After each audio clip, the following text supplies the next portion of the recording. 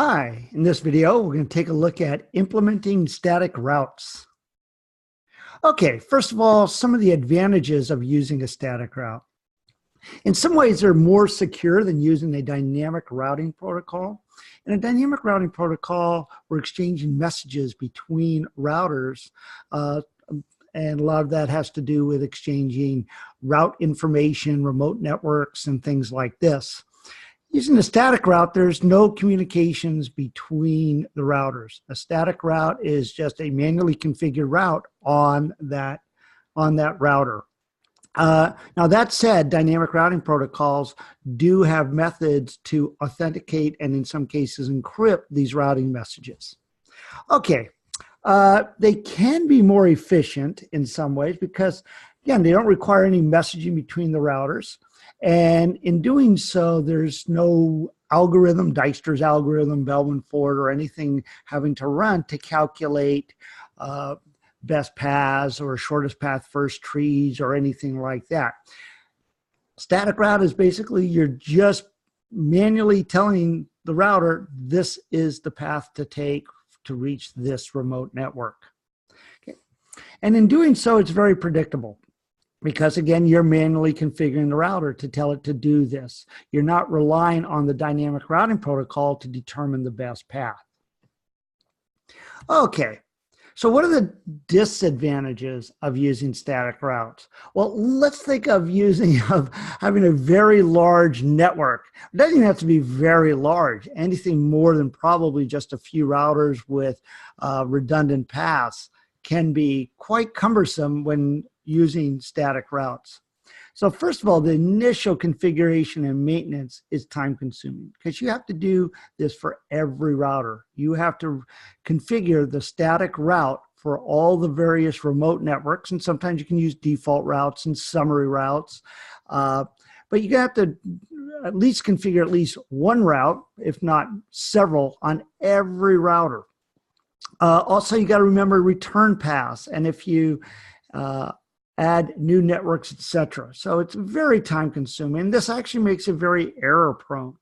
Okay? So because you're doing this manually, it's very easy to make a typo or to forget to include a network or use the wrong mask or use the wrong exit next hop address. Very error prone.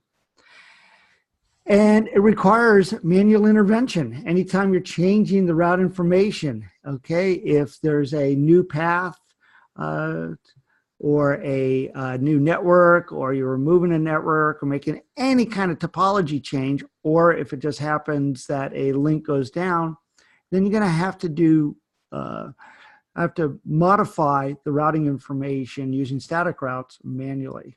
So this obviously does not scale well, and maintenance can become quite cumbersome.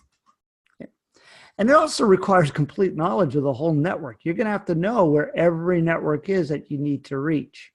Okay, so dynamic routing protocols take care of all of this for you. So when and where do we use static routes? So first of all, static routes are very common used in conjunction with dynamic routing protocols. But sometimes you can use just static routes. A very small network is a great example of that. Or if we have something like this here where we have just a single router connected to ISP and the router is part of a stub network. In this stub network here, it's only one directly connected interface. There's no other routers or routing going on. Then you'd use a static route with a default route from R1 going to R2. And it's very common that ISPs might sometimes actually just have a static route if there's only one way into your network, but they'll have just a static route pointing to you. So in small networks too, that are not expected to grow significantly. So even if you just have a handful of routers in your network and there's really no changes and you don't necessarily have a lot of redundancy in the need for fast failover. Okay. I'd mentioned they're used in conjunction with dynamic routing protocols. Okay. So here we might have an OSPF routing domain where we're doing dynamic routing. Okay. But we might have a default route from our entrance or gateway router here pointing to the ISP, and the ISP might have a static route pointing to our network address to send traffic back towards our routing domain. Might also be used when you need to specify a predictable path within your routing domain. So you might even use static routes within your OSPF routing domain when you don't want to necessarily rely on OSPF or use the rules of that dynamic routing protocol to determine the path, but you want it to take this specific path. And that's also true when you want a predictable path outside your routing domain.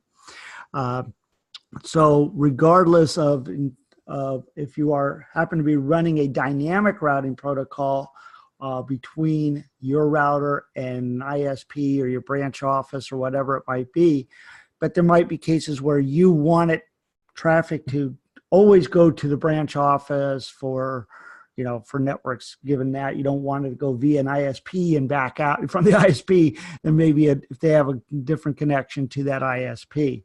So you might have a static route saying, I always want my traffic from this OSPF routing domain here to go this way directly to our branch office. And you can do that easily with a static route. So static routes it's not an either or situation with dynamic routing protocols.